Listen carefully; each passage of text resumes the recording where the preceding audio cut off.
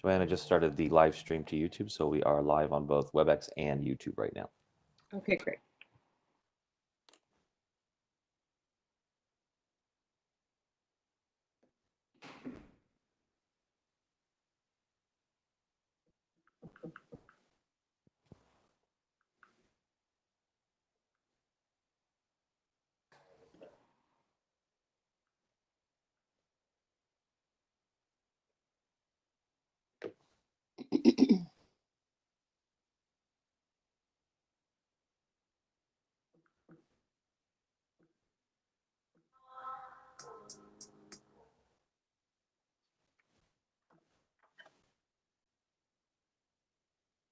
Dr. Miranda, are you on? Yes, I am. Great.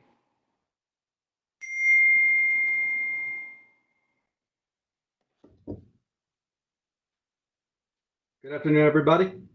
Hi. Hello. Hello. Hey, Dr. Miranda. Good, Mr. Fuentes. Thank you. Long time no speak, so. That's very true.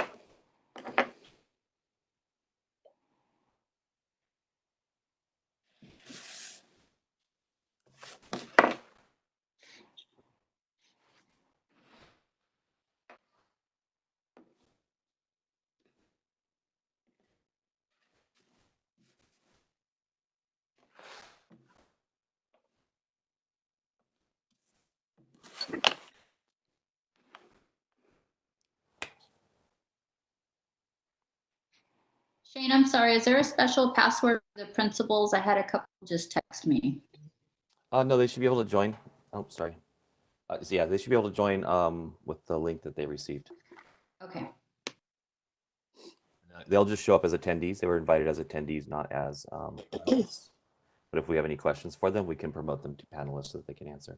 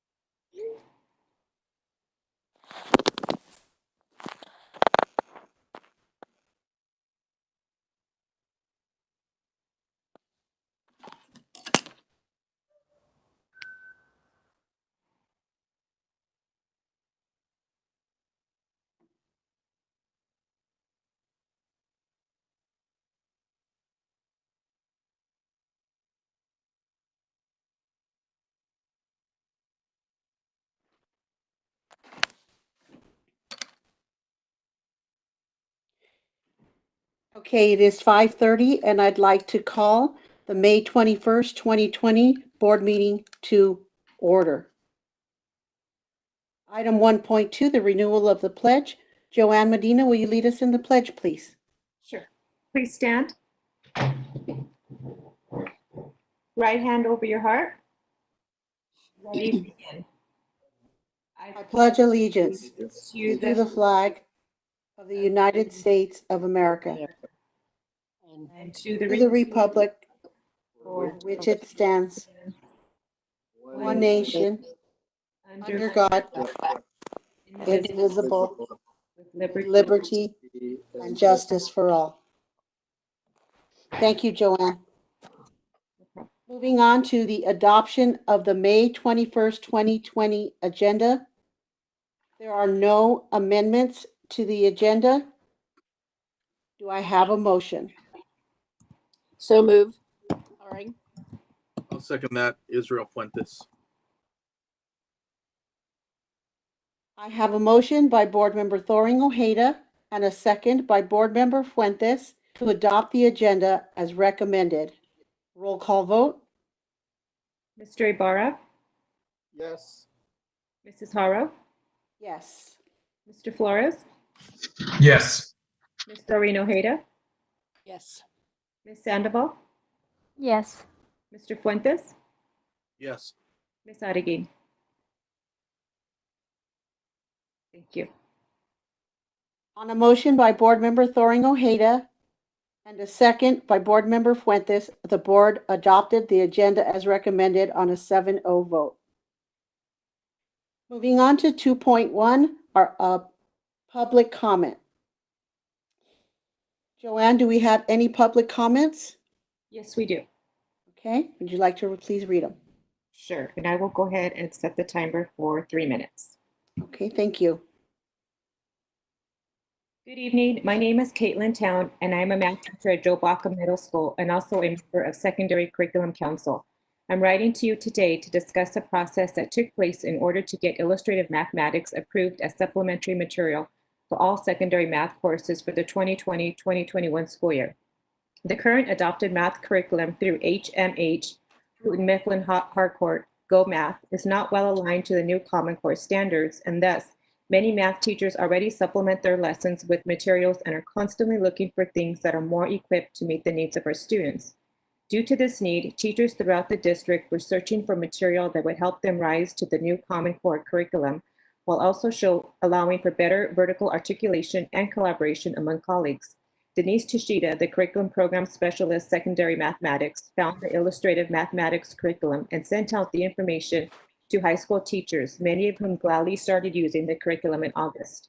The word got out and a few middle school teachers started looking into it as well. By October, enough teachers had given positive feedback that Denise Tishida began the official process of including illustrative mathematics into the math course descriptions as supplementary material for the 2020-2021 school year. Due to the nature of illustrative mathematics and the way the units build on each other, it was decided that it's more important to align our pacing guides to the units in illustrative mathematics in order to fully allow for the correct use of the curriculum.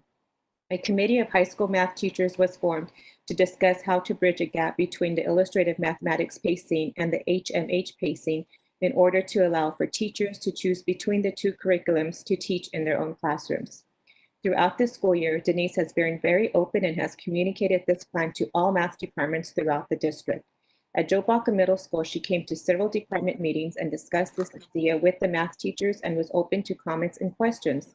She then sent out the adjusted course descriptions to all math teachers asking for comments and/or concerns, created Google Hangouts for each site to address any questions or needs from teachers, and has emailed the proposed changes to the course descriptions to all math teachers. She has also brought the idea to Curriculum Council as an informational item, and then, after discussing the material extensively with math teachers, she took the adjusted course descriptions to Curriculum Council for the May 5th meeting for an official approval, which passed unanimously. I hope you can see that this decision has not been made lightly by a few people. It has been a collaborative effort, one which has been vetted and approved by not only Curriculum Council, but also by the vast majority of math teachers throughout CJUSD. There has also been a concerted effort to allow teachers who wish to continue to use HMH to be able to do so. My school site, Joe Baca Middle School, is very excited to be allowed to begin to use illustrative mathematics in the order in which it is intended, because we believe it is the best way to prepare our students with the Common Core standards for high school and beyond. Thank you for your time. Caitlin Town, Lisa, mathematics teacher, Joe Baca Middle School. Are there any more? Yes. Okay. I will set my timer again. This evening, a set of new course descriptions are being presented for approval, and I wanted to take a moment to thank all that made this possible. Dr. Peterson, Dr. Mooney, Ms. Tashida, Secondary Curriculum Council, and all the math teachers that collaborated across the sites to write these. This year-long process to get illustrative math before you has been quite the journey, but I'm thankful for having the opportunities to collaborate and discuss with my colleagues across the district. In August, several of us asked for a process to be put into place to use illustrative math. Throughout the year, we have been able to have leads and chairs collaborate on what using illustrative math would look like and how it could be tied to our current HMH, Mifflin Harcourt. Drafts of the descriptions were provided to all teachers to give feedback on, and it has been wonderful to watch how transparent the process has been. Through Ed reports, our HMH curriculum fails to provide students focus and coherence. Students have struggled to retain concepts over the years because HMH teaches concepts in isolation. Math teachers across the district have been frustrated and have tried to write our own supplements for years to put a Band-Aid on the problem. At the end of last school year, a group of us previewed illustrative math. The curriculum is written by one of the lead authors of the Common Core standards, William McCullough.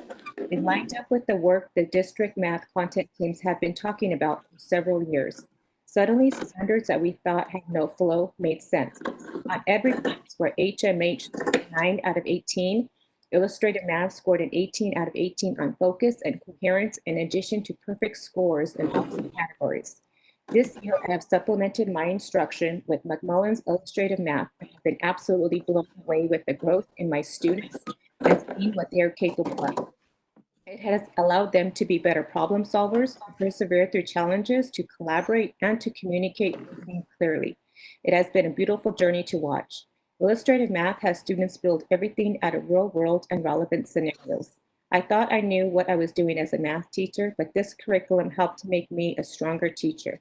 Throughout the grade levels, there is technology embedded in lessons with GeoGebra and Desmos, which is embedded on the CAS as well.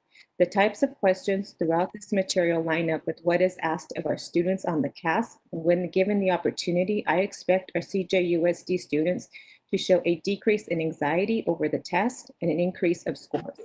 I want to thank you for giving the teachers an opportunity to better serve our students by having a common supplement that we can now use and collaborate with across the district. Anna Bathgate, math teacher at Grand Terrace High School.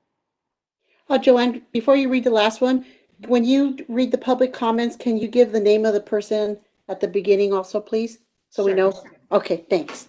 No problem. Okay, just one more public comment, and I will start the timer. Okay. Paul Lucero. Good evening, school board and community members. My name is Paul Lucero, and tonight I address you as the chair of the Educator Support Committee in CJUSD. As you may know, the Educator Support Committee helps to coordinate the Peer Assistance and Review Program and the Teacher Induction Program in CJUSD. This year, we had a larger than normal cohort of teachers complete the induction program, which the district funds through the LCAP manages through a partnership with the Center for Teacher Innovation, CTI. Teacher Induction is a 2-year program which focuses on new teacher support through peer coaching and reflection. In CJUSD, we pride ourselves on matching our new teachers with coaches who are teachers employed within our own school district. Expert coaches and candidate teachers take a rigorous journey through growing and improving skills related to the California standards for the teaching profession. In the 2019-20 school year, we had 71 teachers complete the induction program and eligible for their clear credentials. This program is a huge point of pride in CJUSD because it is something that many surrounding districts do not offer to their new teachers. If this program was not offered to our new teachers, they would be forced to seek out and pay for their own program, adding stress to an already stressful job. This, I believe, is why we have continued to provide this program to our new teachers in CJUSD. The induction program is a program that is an excellent picture of coordination between district level management and the Teachers Association.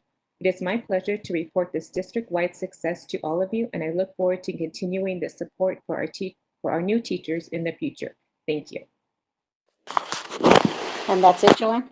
That is it. Okay, thank you, Joanne, very much. Thank you. Moving on to Action 3.0, our action session, our action items. We have action items 3.1 through 3.55. We need to pull out 3.2, 3.3, 3.4, 3.5, and 3.6 to be pulled for separate consideration. However, are there any others that a board member would like to be pulled? Yes, I have 316, 3.16, 3.16. 3.19, and 3.20. Okay, any others? Okay, so let's see if I can get this. 3.1, do I have a motion to approve? 3.1,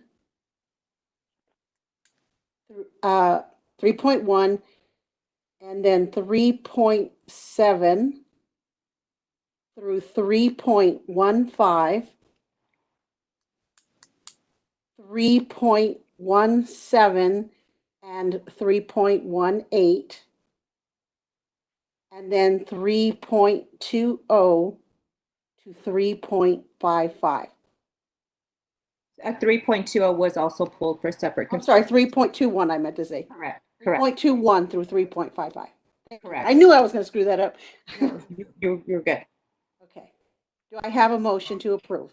I'll move those items. This is Dan. Okay. That's Israel. Okay. So first we will move on those. I have a motion by Board Member Flores and a second by Board Member Fuentes to approve action items 3.1, 3.7 through 3.15, 3.17 and 3.18, and 3.21 through 3.55. Joanne? Mr. Ibarra, Yes. Mrs. Haro, Yes. Mr. Flores, Yes. Ms. Doreen Ojeda, Yes. Ms. Sandoval, Yes. Mr. Fuentes, Yes. Ms. Adigin. Yes. Okay.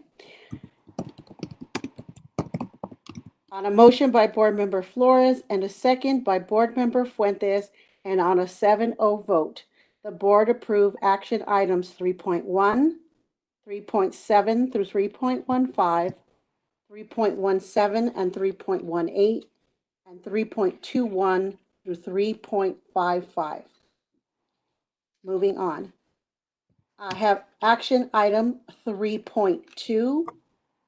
Our approval of the amendment to employment agreement between the superintendent and the Colton Joint Unified School District. Do I have a motion? So move, Frank. Second. Doreen Ojeda. Okay. Is there any discussion?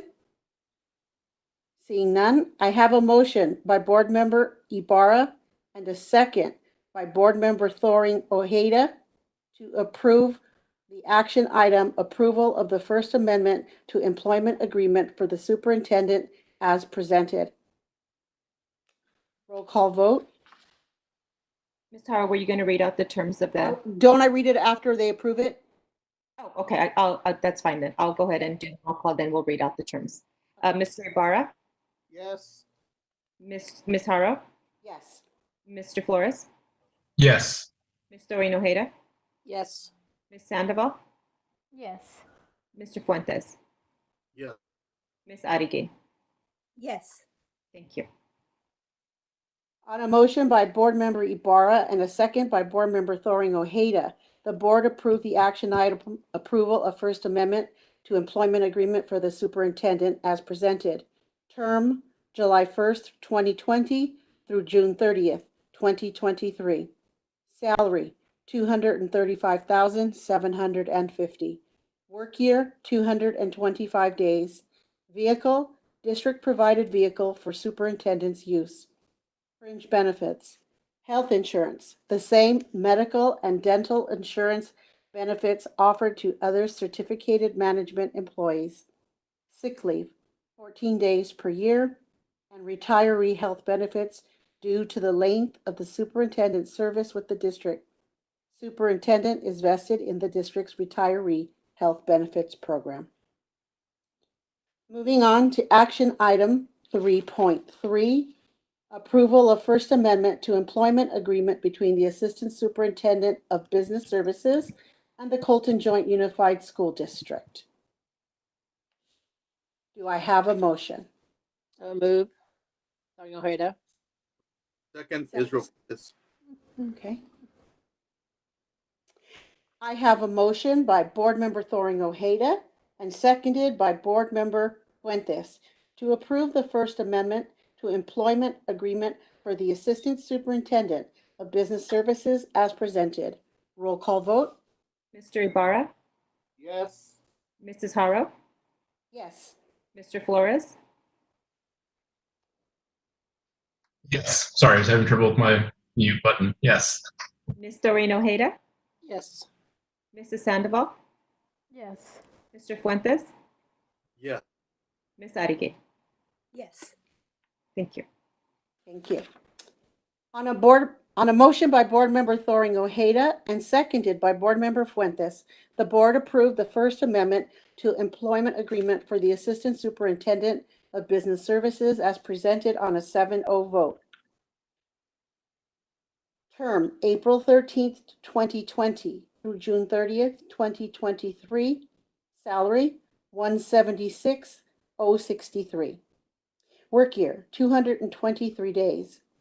Vehicle district provided vehicle for assistant superintendent's use. Fringe benefits: health insurance, the same medical and dental insurance benefits offered to other 12-month management employees. Sick leave 14 days per year. Moving on to 3.4, the approval of the Second Amendment to employment agreement between the Assistant Superintendent of Educational Services and the Colton Joint Unified School District. Do I have a motion? So moved, Frank. Okay, Ibarra, okay.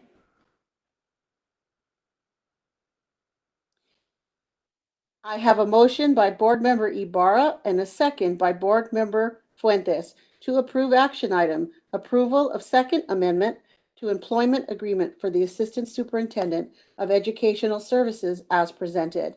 Roll call vote? Mr. Ibarra, Yes. Mrs. Haro, Yes. Mr. Flores, Yes. Ms. Doreen Ojeda, Yes. Mrs. Sandoval, Yes. Mr. Fuentes, Yes. Mrs. Arrigue. Yes. Thank you. On a motion by Board Member Ibarra and a second by Board Member Fuentes, the board approved action item approval of Second Amendment to employment agreement for the Assistant Superintendent of Educational Services as presented. Term July 1st, 2018 through July 30th, 2021. Salary $176,063. Work year 223 days. Vehicle, district provided vehicle for assistant superintendent's use. Fringe benefits: health insurance, the same medical and dental insurance benefits offered to other certificated management employees. Sick leave, 14 days per year. Retiree health benefits: due to the length of the assistant superintendent service with the district, assistant superintendent is vested in the district's retiree health benefits program. Moving on, 3.5, approval of the Third Amendment to employment agreement between the Assistant Superintendent of Human Resources and the Colton Joint Unified School District. Do I have a motion to approve? So moved. Starting Ojeda. I'll second by Sandoval. Okay.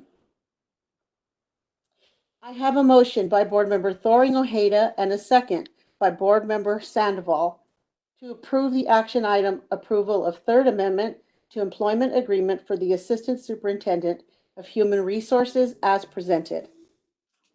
Roll call vote? Mr. Ibarra, Yes. Mrs. Haro, Yes. Mr. Flores, Yes. Ms. Doreen Ojeda, Yes. Mrs. Sandoval, Yes. Mr. Fuentes,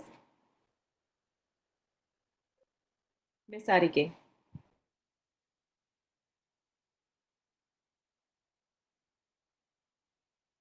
Mrs. Arrigue. Yes. Thank you. On a motion by Board Member Thoring Ojeda and a second by Board Member Sandoval, the Board approved action item approval of the Third Amendment to Employment Agreement for the Assistant Superintendent of Human Resources as presented. Ingrid Munsterman, Assistant Superintendent, Human Resources, term July 1st, 2018 through June 30th, 2021. Salary $176,063. Work year 223 days. Vehicle district provided vehicle for assistant superintendent's use. Fringe benefits, health insurance, the same medical and dental insurance benefits offered to other certificated management employees. Sick leave, 14 days per year. Retiree health benefits. Due to the length of the assistant superintendent's service with the district, assistant superintendent is vested in the district's retiree health benefits program. Okay, one more. 3.6. Approval of Second Amendment to Employment Agreement between the Assistant Superintendent of Student Services and the Colton Joint Unified School District. Do I have a motion? So moved, Israel. Do I have a second? I'll second. Again. I have a motion by Board Member Fuentes and a second by Board Member Araguin to approve action item approval of Second Amendment to Employment Agreement for the Assistant Superintendent of Student Services as presented. Roll call vote. Mr. Ibarra, Yes. Mrs. Hara, Yes. Mr. Flores, Yes. Ms. Doreen Ojeda, Yes. Mrs. Sandoval, Yes. Mr. Fuentes, Yes. Ms. Aregui. Yes. Thank you. On a motion by Board Member Fuentes and a second by Board Member Araguin, the Board approved action item approval of Second Amendment to Employment Agreement for the Assistant Superintendent of Student Services as presented. Amanda Corridon, Assistant Superintendent, Student Services, term July 1st, 2019 through June 30th, 2022. Salary $176,063. Work year 223 days. Vehicle district provided vehicle for assistant superintendent's use. Fringe benefits, health insurance, the same medical and dental insurance benefits offered to certificated management employees. Sick leave, 14 days per year. Retiree health benefits. Due to the length of the assistant superintendent's service with the district, assistant superintendent is vested in the district's retiree health benefits program. Okay. Phew. Okay. Moving on to 4.0, administrative report. Oh, wait, I'm sorry. I apologize. Nope. Going backwards. Sorry, not yet. Do a motion. I need a motion for item 3.16. I'll make the motion. I'll second. Thoring Ojeda. Okay. 3.6, I have a motion by Board Member Araguin and a second by Board Member Thoring Ojeda. Do we have any discussion on item 3.16? Yes. This course is the Middle School College and Career Readiness. It indicates that there was a vote from Secondary Curriculum Council. This concerns me because the role of this committee is valuable and crucial as we make curriculum decisions. Having said that, it was brought to the board's attention that there was some confusion and several conversations within Secondary Curriculum Council indicating that there were votes for both approving and not approving this course. Ultimately, it was a no vote. If a no vote was a result of this confusion, our students should not have to pay the price. This course provides middle school students with valuable skills that are crucial to their success when they get to high school. It is my understanding also that the labs are highly engaging, and in reviewing the course description, I find it to be solid and well written with clear goals and expectations. Another point I would like to make. At our last board meeting, our DLAC parents presented their needs assessment. One of their recommendations, and it was a strong recommendation, was to provide support for middle school students by expanding pathways to the middle school so that their students are better prepared to succeed in high school. I just wanted to make sure that these points came across because this is not an easy decision for me personally, and ultimately we need to ask what is the best decision for our students. So thank you for that. Thank you. Thank you, Bertha. Do we have any other comments on 3.16? I just want to say that 3.16, I know that this is, we've received a lot of information on it, both from the district and conflicting reports. I honestly believe that this course, the board has been requesting that we continue to expand our pathways down to the middle school. And I believe that this program will do that. I know that we had a similar lab over at Washington High School that was to kind of test it out with them to see how it would work. And I know that the response was phenomenal from those kids. Those kids thoroughly enjoyed it. And I just know that this class is going to reach a lot of kids and help them get an awareness of what's available at the high school. So I just wanted to give my personal opinion in case anyone else. So no other opinions? I mean, Yes, no. I have an opinion, Pat, if I if do, may. Pat. Okay, Mr. Ibarra first, please. Thank you very much. Thank you for your comments, both Bertha and Pat. But I also agree. I've spoke to quite a few parents who have been waiting for a program like this at the middle school, and they're looking forward to their students engaging in a career type of readiness program and college prep program as well. So I see nothing but positives for our students, supported by their parents as well. And like Pat said, it does carry over to our ROPs and our ROTCs and other programs we offer at the high schools. So I think that it's going to be a great opportunity for our students, and I think that our middle school students are ready for something like this, and I think we should move forward on that. Thank you. Thank you, Frank. Board Member Thoring Ojeda. Yes, thank you. Thank you, Mrs. Odigay and Mrs. Haro, for bringing this up and for your comments too, Mr. Ibarra. I also agree. I think this is a wonderful opportunity that we're able to provide for our boys and girls, yeah, along with our pathways. That will move right into our pathways program, and I think we're headed in the right direction. I'm sorry there was a no vote from the curriculum council, but I think once we see it, the end result, I think we're all going to be very happy with it. So thank you for bringing this forward. All right. Seeing no I have a comment as well. Yes, Dan. If I may. And again, this is it's a great curriculum, and I support it. Just to make it clear, at least my understanding is that the concerns that I think many of us heard were not necessarily with the curriculum itself. I think it was, and I appreciate the input from the curriculum council members, the teachers that shared their support for this type of curriculum and the positive impact it could have. If I'm not mistaken, Dr. Miranda, kind of the sticking point is more around the credentialing and what's required or what's required to teach the course. And I think it's a valid concern insofar as it's difficult at times to hire and retain specialized credentialed teachers like CTE teachers or others. My hope is that with approval of this, if it's approved by the board, that the conversation with curriculum council, with the instructors, with teachers doesn't stop, that we find a way to kind of reconcile to make sure that we can provide the instruction that's needed and the instructors, the teachers that are needed.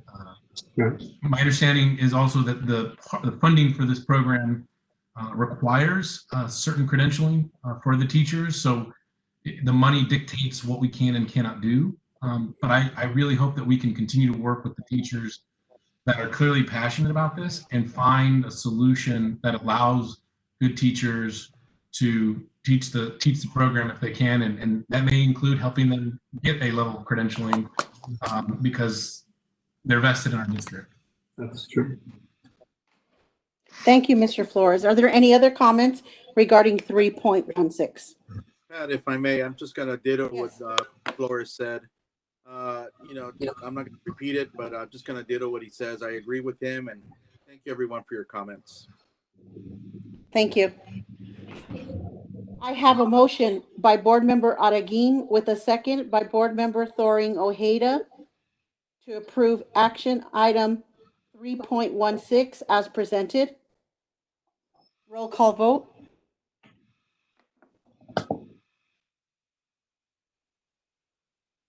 Roll call vote.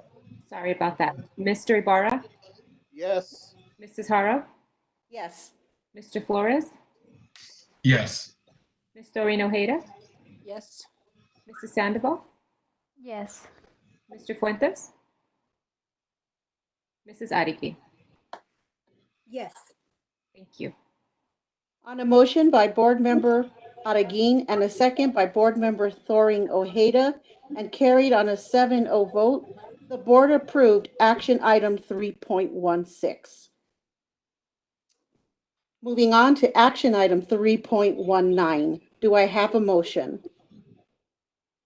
I'll make a motion. Do I have a second? I'll second. Thorn Ojeda.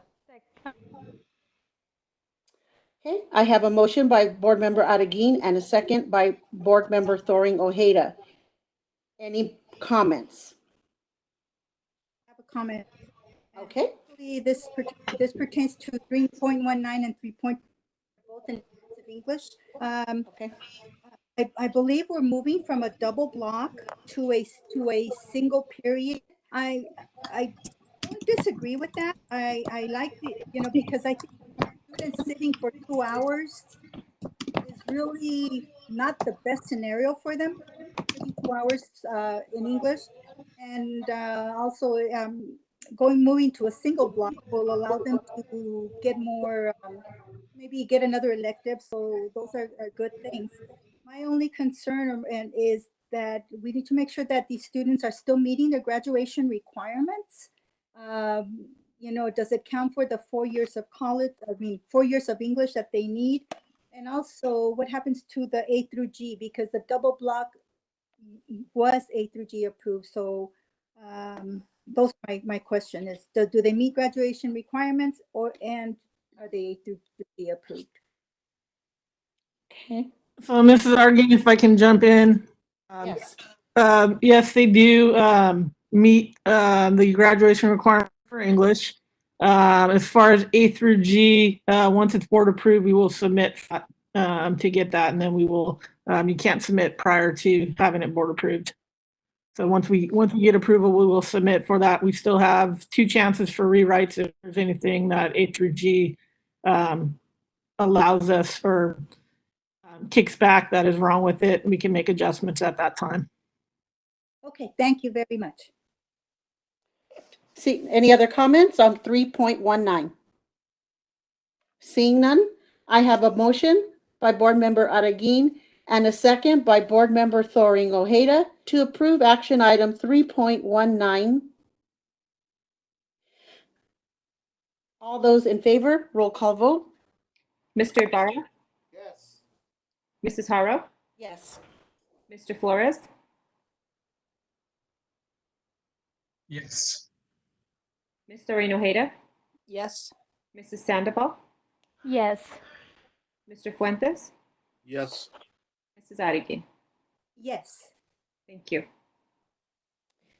Moving on to action item 3.20. Do I have a motion to approve?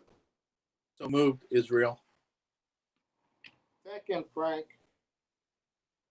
Okay, thank you. I have a motion by Board Member Fuentes and a second by Board Member Ibarra to approve action item 3.20. Do I have any comments? No, seeing none. Joanne, roll call vote. Mr. Ibarra, Yes.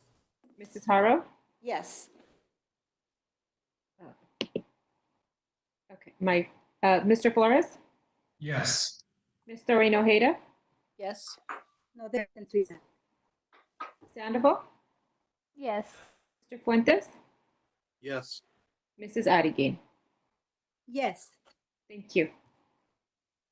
On a motion by Board Member Fuentes and a second by Board Member Ibarra, and carried on a 7-0 vote, the board approved action item 3.20. Okay, now I got it. Moving on now to 4.0, 4.1, approved disbursements. Are there any questions or comments? Seeing none, we'll move on. Item 4.2, approved change order for the Colton High School girls' locker room roof replacement project per board resolution number 20-42. Are there any questions or comments? Hearing none, moving on to 4.3, approved change order for the Ruth Grimes Elementary School relocatable classrooms project for board resolution number 2042. Any comments or concerns? Seeing none, moving on. 4.4, we have no facilities update today. Item 4.5, Mr. Jensen, you are on. Well, great. I am honored to be able to present to everybody tonight. The governor's May revision, but then after you hear this presentation tonight, you may not be so happy. But that being said, let's move on with what we learned on Tuesday from School Services of California. So we are experiencing some economic effects from the COVID-19. It has been 11 years since the Great Recession and it's been the longest recovery in history. Governor Brown, towards the end of his tenure, said that we should be watching for a recession around the corner. And as you remember, Proposition 2 established a budget stabilization account that helped set funds aside in a rainy day account for just such an occasion. So with many people right now out of jobs and businesses closing their doors, we're seeing that state revenue is starting to plummet, and we have not seen how far that's going to go yet. So, Kenny Chesney, a country singer, brought up this quote. He said, "There's unfortunately no wise men who have lived through something like this to guide us in our time of need." So we're learning all together. So California's economic outlook is this. For the past few years, we've been about the 5th largest economy in the world. Only US, China, Japan, and Germany. All other countries are behind us. The state, as a result, is very susceptible to the national and global economic downturns as a result.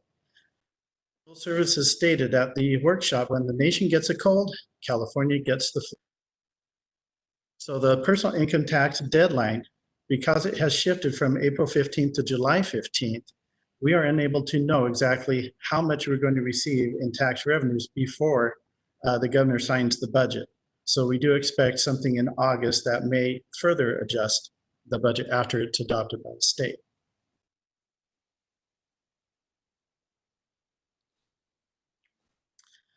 So the effect on California revenues as a result of COVID-19 is around $41.2 billion compared to the estimate that was given in January for the 2021 fiscal year. So that's a loss of $9 billion this year. And then looking ahead to next year, another $32 billion. Ooh.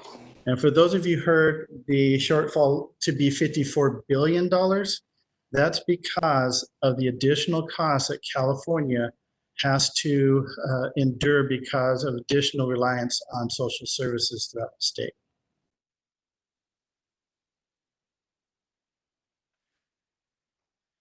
So talking about the rainy day fund, currently there's about $16 billion in that account.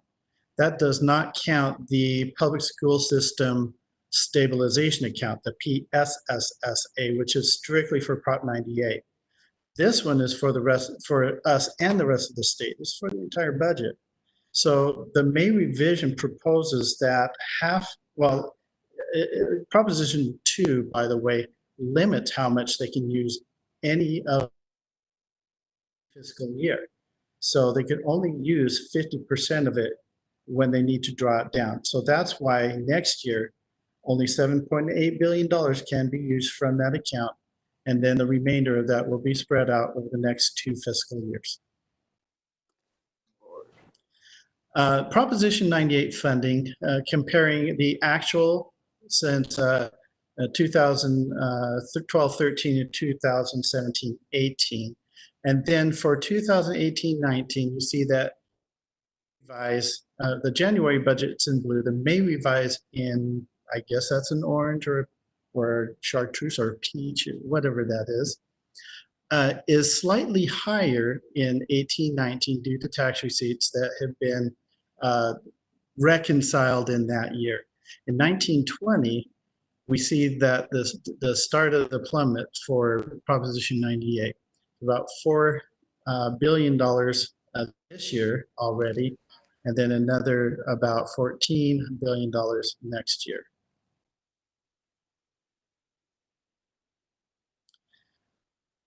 I mentioned the PSSSA account. So this is the first year, 1920, where dollars have the trigger, the so-called trigger, to put money into that account happened this year. So at the beginning of the year when the budget was adopted, about $376 million was placed into that account because all four conditions were met under Prop 2. And the January budget came out, another $1.7 million went into the account for a total of $524 million. So we're going to find that this money is also going to be pulled out of this account in order to help alleviate some of the fiscal pain we are feeling right now. So the statutory COLA at May revise was readjusted from 2.29% at the January budget to 2.31%. And that's the actual statutory calculation, what it should be. But the May revise proposes that that COLA is not funded. So as a result, not only is LCFF not gaining the benefits of a 2.31% increase, these programs you see on the right-hand side will also see that COLA suspended for those accounts. I hear your sighs, and I'm right with you. Categorical program cuts. Now, this is another gotcha because most of these programs we do rely upon. We have the Adult Ed Block Grant, the Career Technical Education Incentive Grant Program, the After School Education Safety Program that helps pay for our Think Together program, and the K-12 Strong Workforce Program. The K-12 Strong Workforce and the CTEIG grant are both being cut by about 54%. Good news is they're not that much, and so we're only losing probably between the two $100,000. However, because of after school education safety is so much larger, statewide it's a $500 million program, so it's cut by about 20%. For the district, we're looking at a loss of about $500,000. So those of you who were with us back during the Great Recession, even as far back as the dot-com bust of 2002-2003, learned that the state started to really like this idea of moving money from one fiscal year to the other. In this case, we're looking at about $2 billion, which is basically our June apportionment being moved into July. So they bring back these deferrals for next year with a vengeance, because they not only like June to be held over to the next year, they're looking at April, May, and June next year, which would account for about $5.3 billion being held over. The question mark is, we don't know if it's going to be paid in July, or like during the Great Recession, those 3 months will be paid in July, August, and possibly September.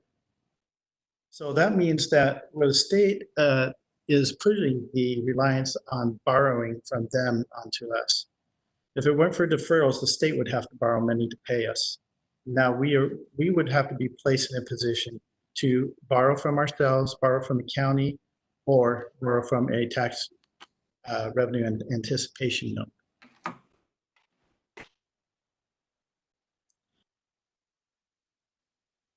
Okay, these are the funding factors for LCFF. So the only thing I really want to point out in this is that we are starting to see the reinstitution of the deficit factor that we used to see during the Great Recession with the revenue limit. So under LCFF, there's not been a deficit factor. So this is a new concept for this funding program. So you can see here that we have to take the base grant amounts for each grade span from this year, apply the COLA to it.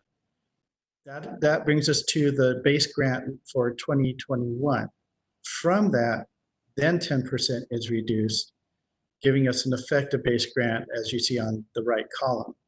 So the net effect from going from the base grant in 1920 to now is about a net 7.92% reduction, not a full 10% because they're applying the COLA first and then they're reducing it by 10%. So it's only 7.92%. These are the LCFF add-ons for certain districts. The ones that affect us the most are the Targeted Instructional Improvement Grant and the Home to School Transportation. These amounts are approximately, it's the same amount since 2007, 2008, and they do not receive a COLA. But this go around, they will receive a 10% reduction. Hopefully at some point, these reductions will be reinstated. And I'll say the plus about having a deficit factor is we are tracking the lost dollars that eventually, when that deficit is removed, there will be a full restoration in that year of the dollars we should be receiving. Special education probably has the only high note in this whole presentation. The base rates have been increased to $645 per ADA, which reflects about a 15% increase over last year. However, the suspension of the COLA also affects these funds.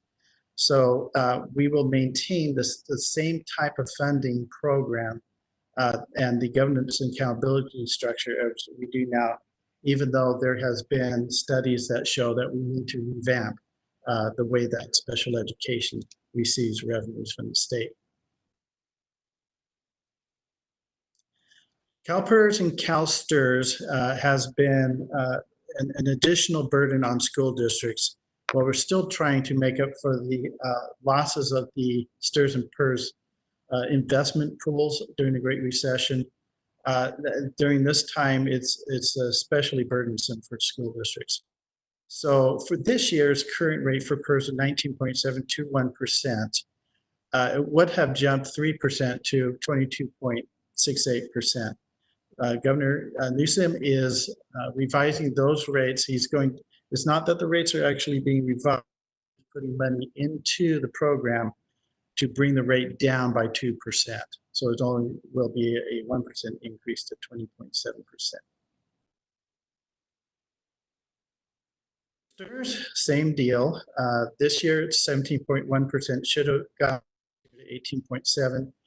He will drop the rate below this year to 16.15%. Will there be additional federal funding? Well, as you probably know, the Coronavirus Aid, Relief, and Economic Security, or CARES Act, is providing some additional money for schools through the Elementary and Secondary School Emergency Relief Program, or ESSER. It's about $1.6 billion to the state, and 90% of that, or about $1.5 billion, will go to school districts.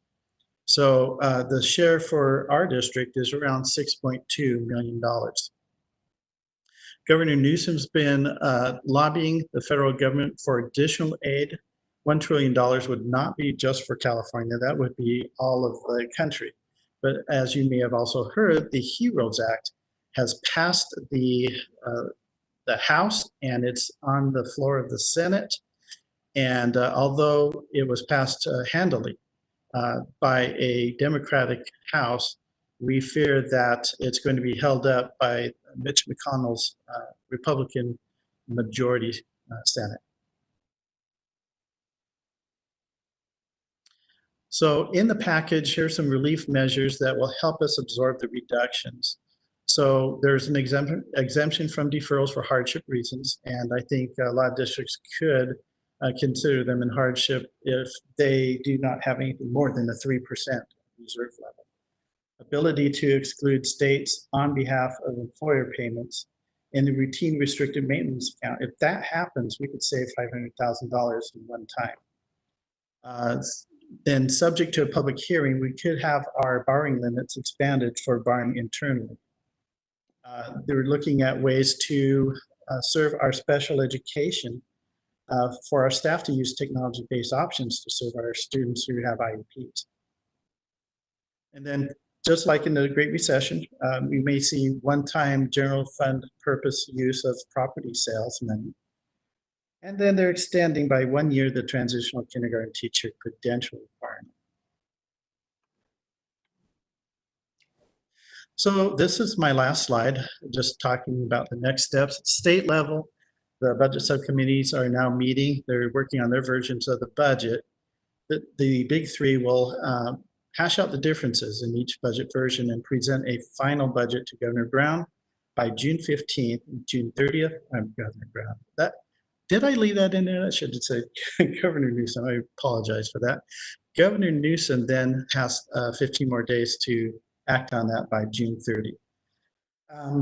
And then at the local level, we continue to work on our budget development, which will go to hearing or adoption on June 11th. If there are any public comments that make changes necessary to the June 11th meeting, we're looking at possibly doing a June 25th meeting for that adoption. And then, as you know, the LCAP hearing adoption postponed to December 2020. So I thank you for your time and offer you an opportunity to ask any questions. Okay, wow. All right, who's first? Does anyone have any questions?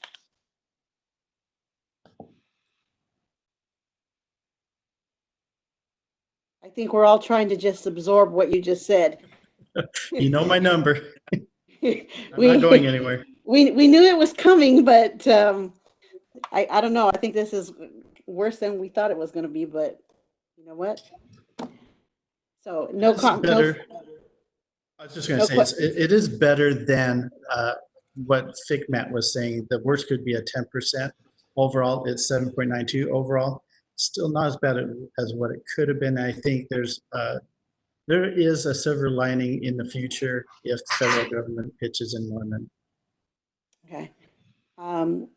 Seeing no comment, I just want to say thank the district for adding the budget update to administrative reports for every meeting, because I feel like it's a fluid situation and the information is going to be constantly changing. I hope for the better, but I'm also realistic. So we will continue to get updates from you. Seeing no comments, moving on. Pat. Thank you, Rick. Oh, yes. Pat, yes. Quick question. Oh, sorry. Frank, that's okay. Yes. This is for Mr. Miranda.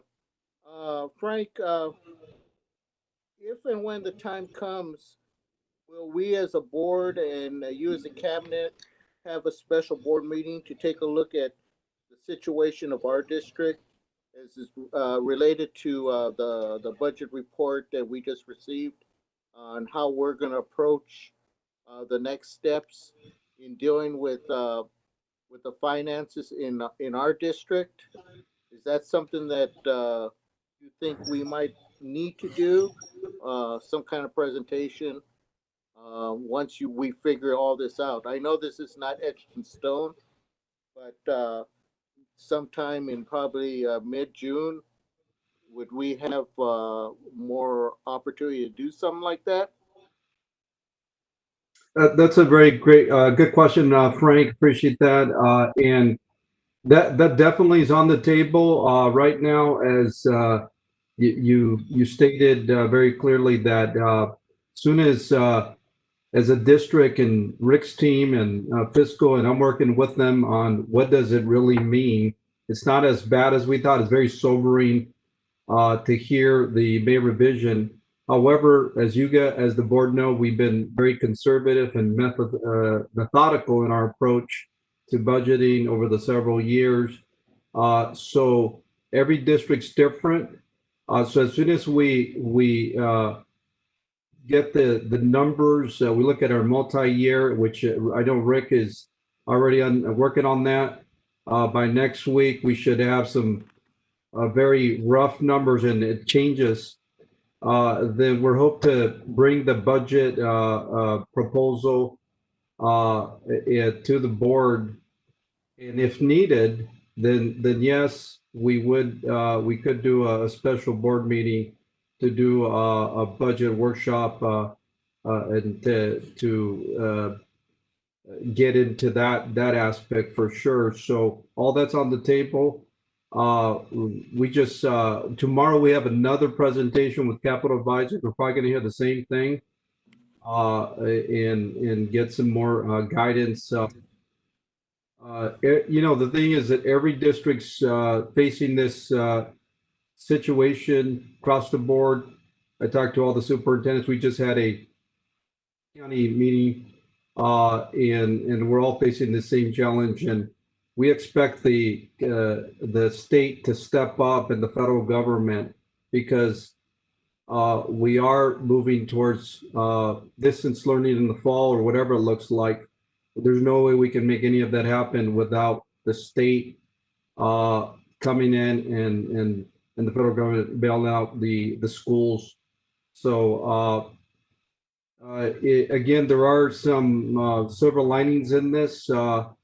We've as a district, we've already started preparing for an action plans and triggers depending on what we were anticipating and what those reductions would look like. I've talked to our department heads, you know, make them aware of the situation to reduce their budgets. Our sites, obviously, a big part's going to be with discussing this with our bargaining partners, our friends with CCA and ACE. And yesterday, in fact, at an ACE meeting, we did discuss the May revision, and exactly as soon as we have numbers and exactly what it means for our, we will relay those to the board and get going on this. I'm confident that we will get through this, and you know, hopefully we get the U curve versus the L curve. That means a quicker recovery. If we get that quicker recovery, then you know, we'll be, as soon as the economy opens up, we will recover a lot faster. So all that contingent about that. But yeah. So anyways, sorry, apology for the long-winded answer, but I just wanted to make clear that we do have action plan in place, and we have a budget letter that will be coming out to let our employees know and our community know what's going on. Obviously, we'll send that to the board because we want to let people know and what the current reality that we're facing in this challenge, all due to the COVID-19 pandemic. So it's not the same as 07, 08, but it definitely I think we'll have a better recovery. I'm not an economist, but that's what the economists have been saying, and so we will keep you definitely up to date on everything that happens.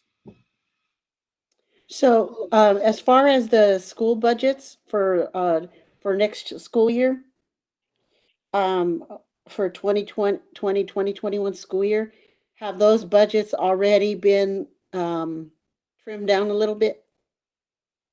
Yes. Or will they be they have been already? They have already. Okay. They've been reduced by, yeah, they have been. We're trying to get all the low-hanging fruit first, and then through the attrition process, seeing how much savings. You know, we've always had carryover in our district, and so we got to see how much that is. So the answer to we have already started that process, and department budgets too. Okay. Well, you know, we have often been criticized as far as our reserve is too high, but there's a reason for that, and this shows the reason why. So thankfully, hopefully, together we're all going to get through this. I think we'll be okay. Is there any other board member comments? Just quickly, if I may, Board President Haro, this is Dan. Yes. A great presentation and update. As we're seeing, we just don't know where this is, what this is really going to look like. We're really not in a state of recovery yet with respect to the local economy and the state's economy. As things open up, hopefully we'll see things bounce back. The other question mark that I know is hanging out there is what impact this might have on the real estate market, on property values, which is important when we shift and look at our capital improvement budget, our bonding capacity, our ability to pay back those bonds that are based on assessed valuations, our ability to go out and go to market for the additional bond capacity that we have to finish out the projects that we have lined up. So my only question is, and we won't know that information till later, but when we start to get a sense of where that might go, maybe be helpful to have Mr. Mike Williams, give us a presentation on where he thinks this might impact us from a property tax standpoint and assessed valuation, and ultimately, obviously, our bonds that we use to do so many of the improvements throughout the district. Thank you, Mr. Flores. We in fact had Mike Williams scheduled to come. We postponed him. But thank you for that. We will bring him. I'll give you guys an update. Okay. Thank you very much. Moving on to 4.6, our ACE update, Ms. Christina Parachi. Hello, esteemed board members. Can you hear me? Yes. Superintendent Miranda, cabinet members, and members of the audience, my name is Christina Parachi, and I have the privilege to serve as the president of the Association of Colton Educators. This is our last board meeting during the school year before summer vacation, which will start on June 2nd. Woohoo! And I know all of our staff is ready for the break. The association had elections before leaving for spring break, and on Monday, May 18th, we had our official swearing in for a few different positions. Paul Lucero, Vice President, Enrique Vidal Cesena and Leslie Enti, Elementary Directors, Wendy Stakovich, Middle School Director, Camille Butts, High School Director and State Council Representative, Jeremiah Dollins, Director at Large, and myself as President. All the positions are elected for 2 years. Our association team is working hard with the district team to help plan for the reopening of the schools. We have long meetings, and at the end of the meeting, we have lots of homework, but we are determined to work as many details as possible. So at some point, when we get the directive from the state, from the county, or a better directive than more thought out directive from CDC, not the pro tem that they released a few days ago, Colton will have a good plan in place that is safe and is conducive to learning and helping all the students in our district. As much as we are willing to work before returning to work, me personally, I'm asking that at some point, maybe the district goes dark in the summer so we can all recover before embarking on our journey for 2021. I know every board meeting I say we need to rest, but sometimes I catch myself that I don't listen to my own advice. So if the district goes dark, then it'll be easier on me. I would like to thank the cabinet for working last weekend on creating a waiver for members to come on campus to help staff pack the classrooms. Although the contract was followed, the association would have liked to see less grade level changes this year and only movement due to students enrollment, since we are not sure what's going to happen next year.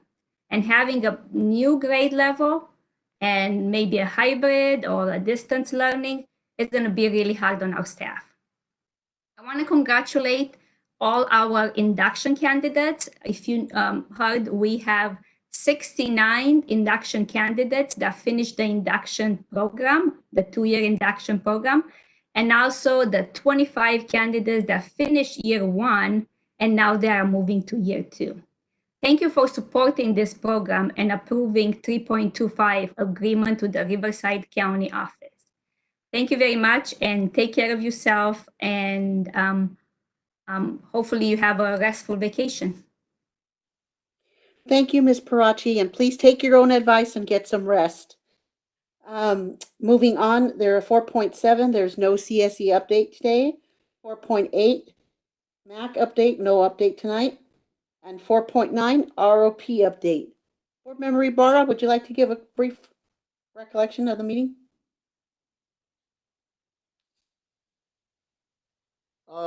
At this point, I don't have too much to offer. If you have anything, Pat, go ahead and. No, I don't either. Yes. Just that we had our meeting and Yes. and they're feeling those same pinches that we are. So, okay, Exactly. moving on to 5.0, 5.1, our superintendent's communique. Dr. Miranda. Thank you, Board President, Board, members of the audience. Even though I can't see many of you, it is great to be here tonight. We know we just heard some sobering news about the May revision, but I want to assure the community and the teachers and staff and people that are out there that we're working really hard, diligently to ensure that those reductions that we are facing don't affect the schools and the programs. We've got through this before, and we will get through it together. And I can reassure you that our board's leadership, who's many of them have gone through these challenging times, have been there, done that. They'll provide great guidance to me as your superintendent. So with that, I do want to give a shout out to our Joe Baca Middle School students. I'm just so proud of them and so pleased that the work that they did with the Associate for Learning Environment competition. So a select students from the Joe Baca Middle School, excuse me, participated in this competition this year. And they were mentored by our very own superstar, Owen Chang, and along with Mr. Knowles and his team, Mrs. Razi from the DLR Group Architects. So they placed second in the Southwest region. They designed a two-story wellness center with an outdoor space for the community and outdoor class space. So originally, the team was interested in showing how an empty classroom could be turned into this wellness center, but their focus turned to the outside, to an empty lot adjacent to Joe Baca Middle School. And so you kind of see the design there that the wellness center included spaces for reading, listening to music, learning, practicing musical instruments, and a gym with a climbing wall. So the students got their taste of designing a space using world techniques utilized by professional design experts like the architects. So just I want to thank our Joe Baca Middle School students. Good job. I was a middle school teacher, so I get you guys. You guys are awesome. So we're really proud of you, and also want to thank Director Chang and Mr. Knowles and Ms. Razi and the firm DLR for your time and dedication to our students.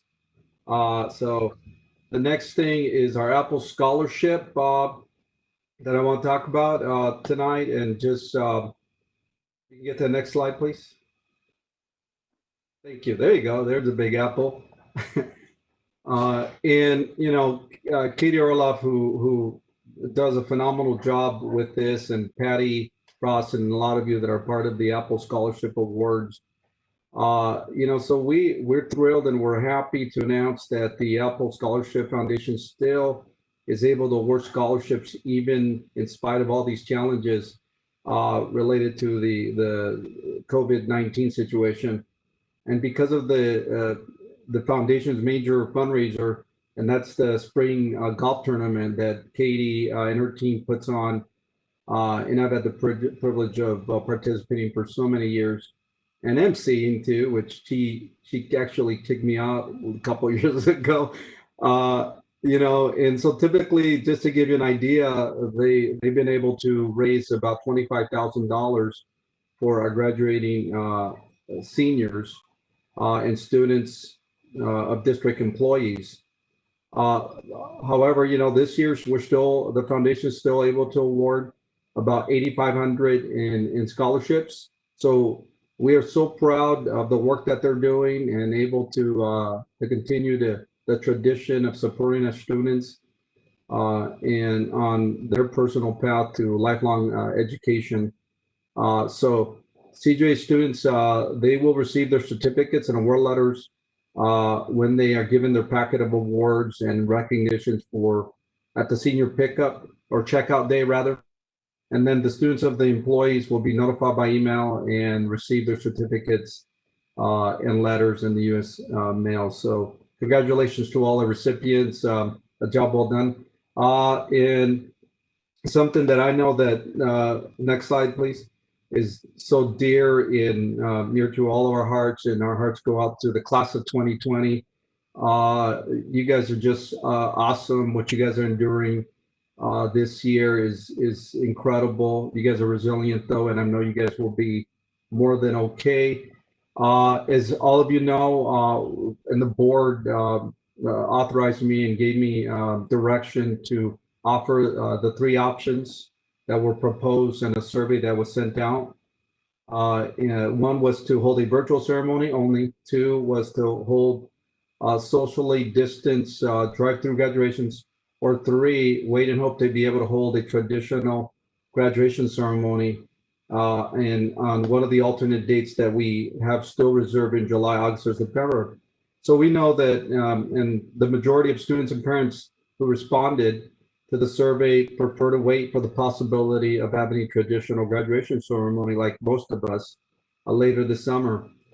So after careful consideration, we plan to both schedule a drive-through graduation ceremony during the first week of June, and also to continue the hope of the in-person graduation and keep the alternative dates for the traditional commencement ceremony, should that be possible by September.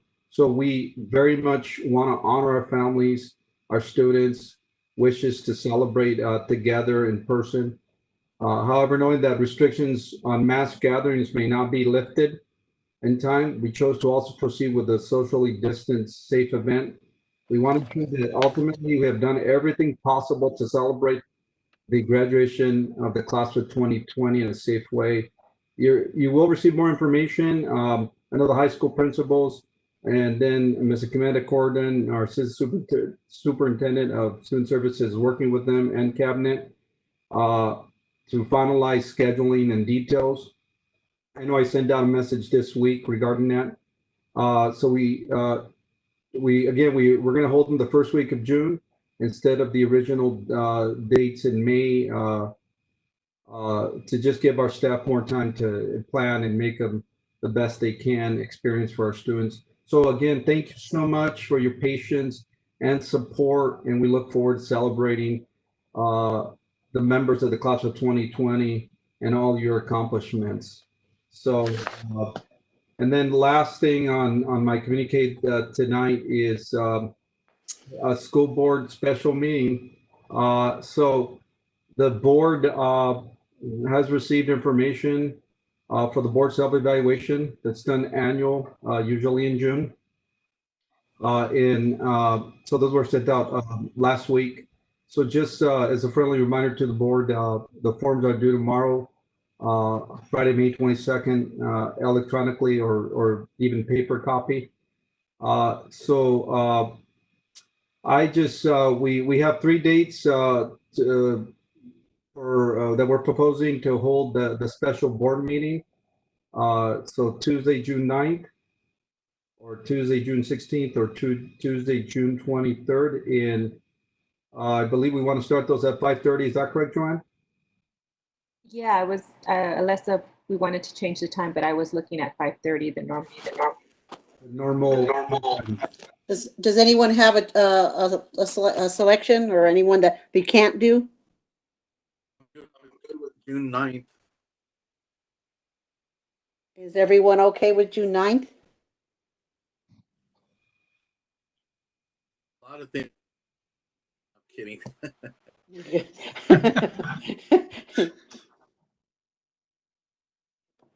That works Do for we me. have a- June 9th is fine. Okay, Bertha, is it Okay June with it. I'm okay with 9th, June okay? 9. Yes. Board Member Ibarra is okay with you? Yes, it is. Thanks. Okay, Thorian Ojeda? At 5:30, correct? Uh-huh. Yeah, We picked Tuesday because you said you were not available on the other day, so. huh? We picked Tuesday because you said you were unavailable. Okay. Today I've got I have an appointment at 2:30. It will probably be done by 4 if things go well, so I should be able to be there. June I the should be 9th? by then. Yeah. Okay. Okay. Our date is June the 9th. Perfect. I'll put that on the board's calendar. Thank you. Thank you, Joanne. Thank you so much. And that completes my communicate tonight. Be safe, everybody out there, and look forward to seeing you all soon. Thank you. Thank you, Dr. Miranda. Moving on to 6.0 board member comments. Board Member Ibarra. Thank you, Pat. Just want to start off by thanking Frank and his staff for organizing, and Amanda too, for organizing the graduations for 2020. Spoke to a lot of families and students who are excited that they were given the opportunity to choose. And obviously, where the choice is, you have the traditional, the drive-through, what you're planning for the first week of June. A lot of the family they're excited to have those opportunities. So I just want to thank you, Amanda and Frank, and the principals for setting all that up. Also, I want to take the opportunity to thank Mr. Jensen for his financial reports and giving the opportunity for us to at least start thinking about what's coming down the way as far as the budget and so forth. So I know that as the days go by, I know at least with me, I'm gonna start thinking of things. So thank you for that and the report as well. I want to take this opportunity to also thank Christina Parachi and Ace and congratulate her for her presidency and all the new officers there at Ace. And one last thing, want to thank all the teachers, the staff, administration who have been working and diligently through these months and doing such a wonderful job reaching out to our families, our teachers, our students and everybody. So just want to thank them. And as summer starts coming around the corner, just wish everybody a good and safe summer. And with the hope that come August, we'll be able to get back at it and let's see how things develop. So just want to thank everybody for that as well. That's all, Pat. Thank you, Board Member Ibarra. Board Member Thorian Ojeda.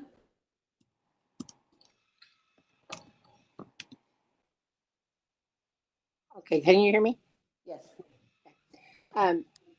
First of all, I had my speaker turned off when Mr. Jensen finished his presentation, and I just wanted to thank him for that very thorough, information, even though it was hard to hear.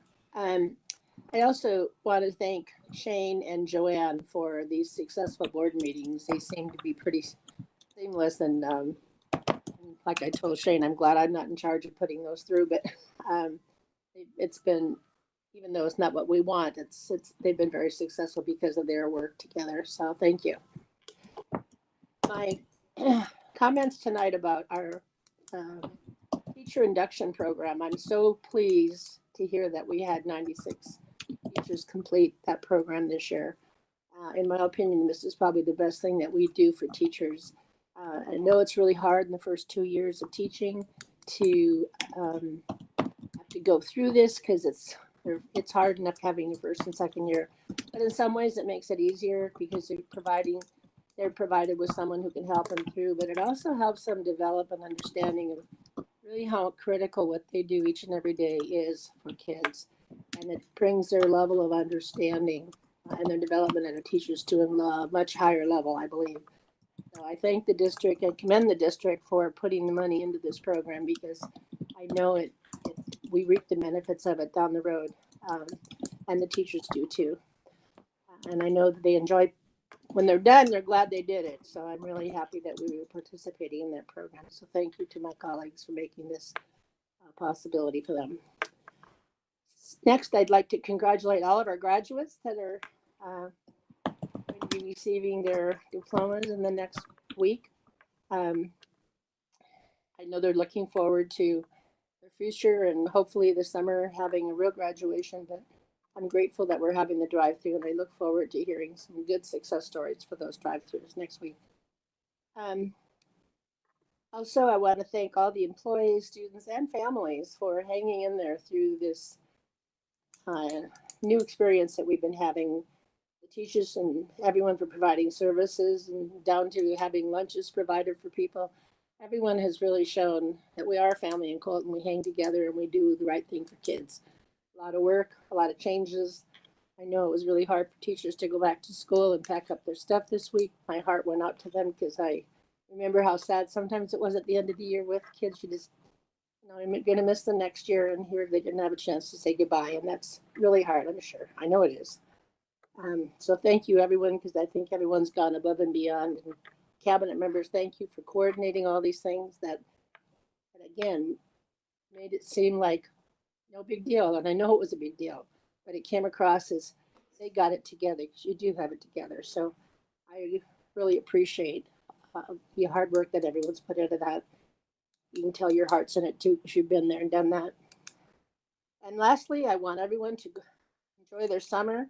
I like the idea of darkening it downtown so people don't have to worry about anything and can actually kind of just sit back and regroup and try to figure out, okay, get the stamina to go on the rest of the school year, because, as it's been said before, we're not sure what that new normal will look like, and it may take a while to get to that new normal. And now that we have to do the new normal with a lot less money, it's going to be a real challenge, but I know we'll meet up to it. So thank you, everyone. I appreciate my board members. I miss every one of you. I really like the idea of going back someday to seeing everyone, but until then, stay safe and stay healthy. That's it. Thank you, Board Member Thoring Ojeda. Board Member Araguin. Hi, yes, I had the opportunity this week to attend several parent meetings, virtual parent meetings. I think there were put up by Director and Alejandra de la Torre, who did an amazing job. We had over 100 parents at some point, 100 plus parents joined the meeting, and they were very, very informative to our parents at this time. I just want to acknowledge Antonio Castro, who is our behavioral and mental health manager from Amanda Corridan's department, who did an amazing, amazing job in easing the parents' fears and reassuring them that what they're going through is normal, and giving them tips on how to survive and stay mentally healthy for their children, and what activities to do with them. So it was just really, really informative and very very encouraging for the parents. So I just want to thank Antonio for an amazing job for that. Also, just congratulations, graduates. And not only the 12th graders, but we also have 6th graders moving to middle school, and we also have middle schools going to high school. So congratulations to you, and we wish you the best. And ultimately, just our retirees who are leaving. This is not the way we wanted to see you off and right into the sunset, but we have to do what we have to do. So retirees, I wish you the best, and keep in touch and stay safe. Thank you, everybody. Thank you, Ms. Araguin. Board Member Flores. Thank you. Again, I'll echo the gratitude that I think we all feel towards our staff. This has been a strange end of the year, but everybody's been working really hard and working through distance learning technology. So I really appreciate the hard work. I did have a request, if I may, of the board, a conversation that I had with Superintendent Dr. Miranda, with respect to the school resource officer contract that we have with the County of San Bernardino Sheriff's Department, who provides SROs for Grand Terrace High School in Bloomington. As many of you know, years ago, we've had a pretty robust program in Bloomington, the ACTS program for our at-risk youth. That program ended about a year ago or so, I believe, at the direction and or inability of the Fontana station to staff that. However, it's such a great program and it helps so many folks that my hope is, as we're in the process right now of negotiating an extension of that contract with the Sheriff's Department, I was wondering if we could send a letter to the Sheriff's Department requesting that the SRO contract include language that protects that program, that ACTS program. It includes staffing and support for that ACTS program. That way, it can't simply be eliminated without some kind of a conversation, discussion, or agreement from the school district, because unfortunately, it ended pretty quickly without a lot of conversation with us. So I wanted to ask if it would be all right if there's consensus to send a letter simply inquiring to the Sheriff's Department about including the ACTS program in our SRO contract. I completely agree with you, Mr. Flores. I would agree with it too. Yes. Great, thank you. And that's all. I want to thank everybody and stay safe, stay healthy. I hope to see everybody soon. Thank you, Board Member Flores. Board Member Fuentes? Thank you, Ms. Haro. Well, first of all, thank you everyone for coming out virtually. I know it's hard sometimes to do this. This is the way we're doing it now, and for now, this is the norm. So thank you very much for being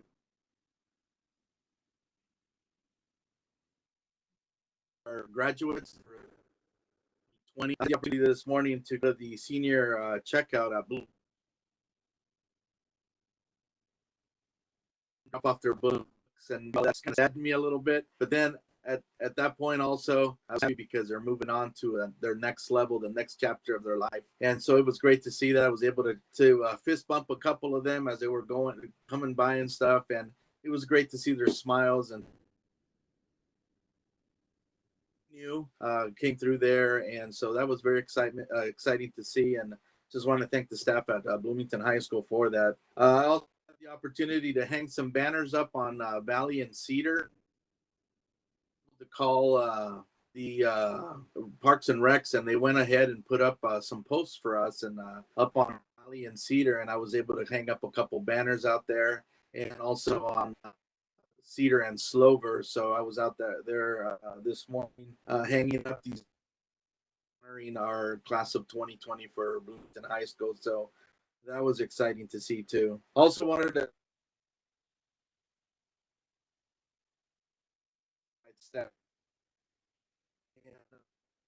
how you do. We wouldn't have everyone works as a family. So for all their participation during these hard times. Also for Joe Baca, Superintendent, I was going to call you Almendares, man, got him. Dr. Miranda, he mentioned Joe Baca Middle School, the Associates for Learning Environment Competition. Congratulations to those students for coming in second place. And it was great to see that also. Let me see here. I'm looking at my note. Oh, and thank you for that beautiful on the 215. That's awesome. Thank you to Student Services, everybody who partaked in that. It's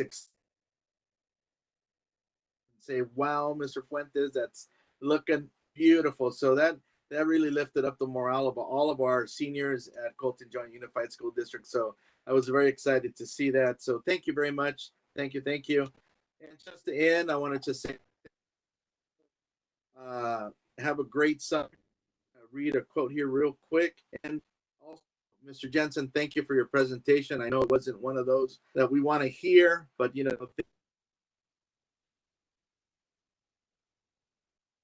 things happen that we have to learn from. It says here, instead of freaking out about these constraints, embrace them. Let them guide you. Constraints drive innovation and forces focus.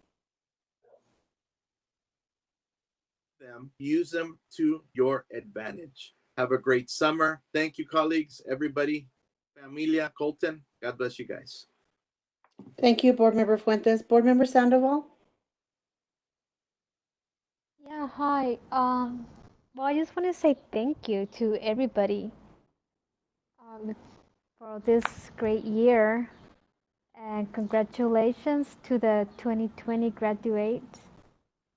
And have a great summer, everyone. Thank you. Thank you, Board Member Sandoval.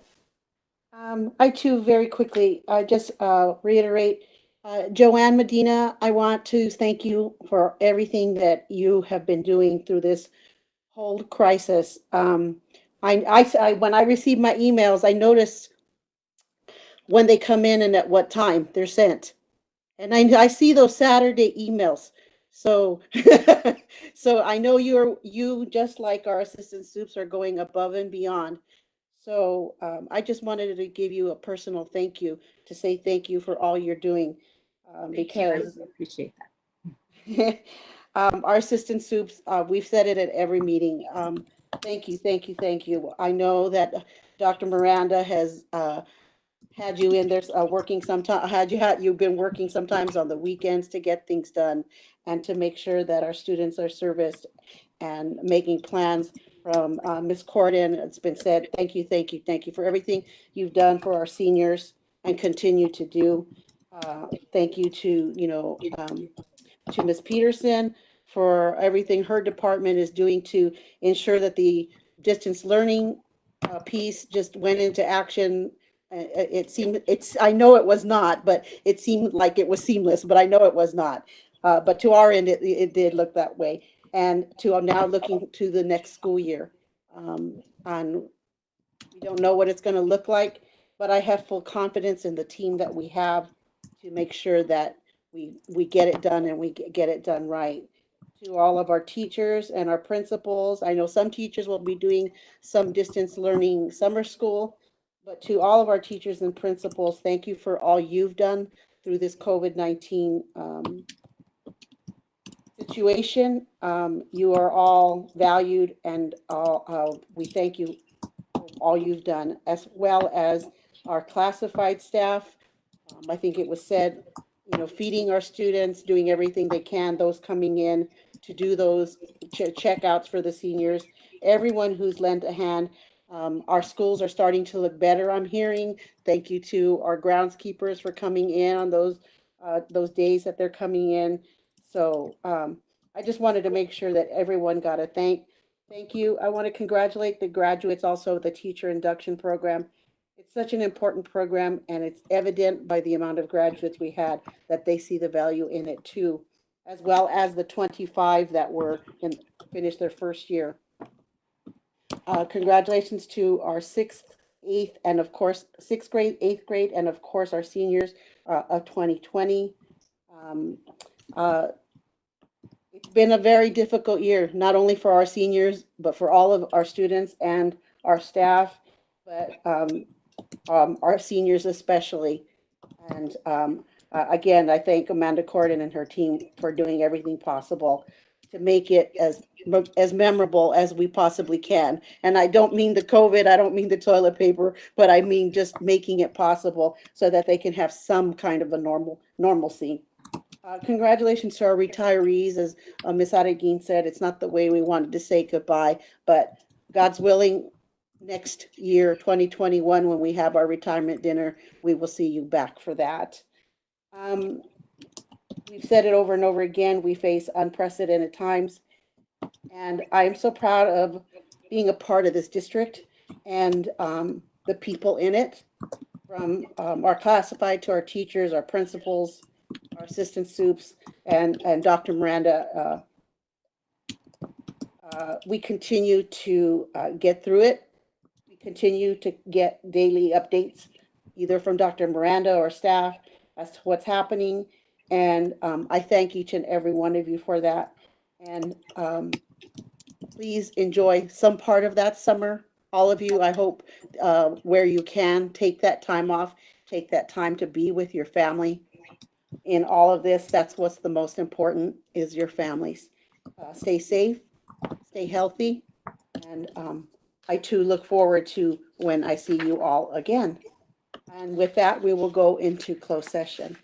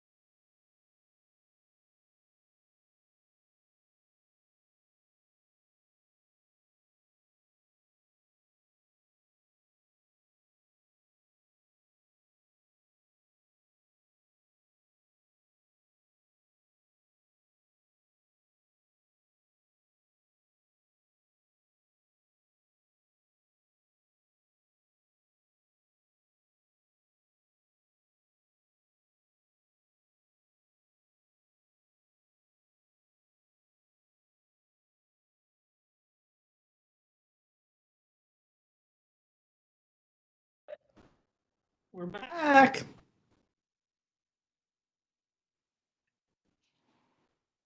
Great. Awesome.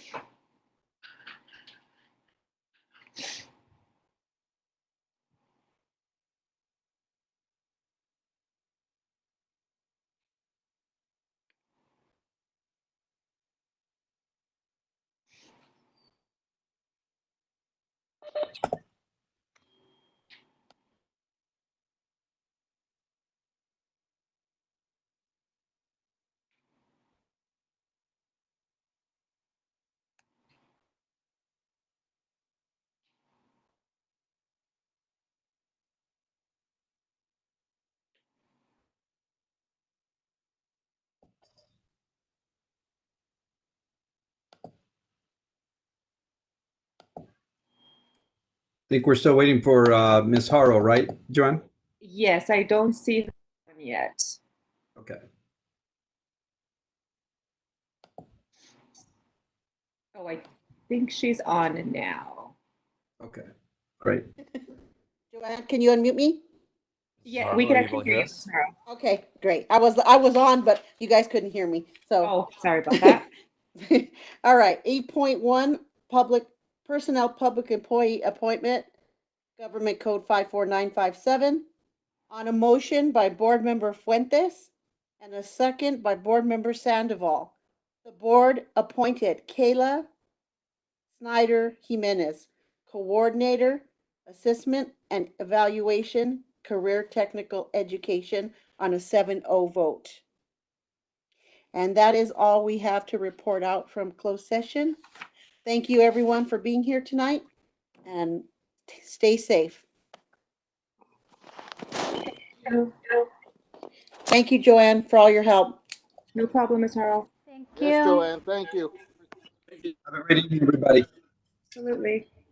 Thank you and bye. Good, everyone. So there. Bye, everyone. Bye, everyone. Have a good weekend. Have a long week. Yes. Thank you.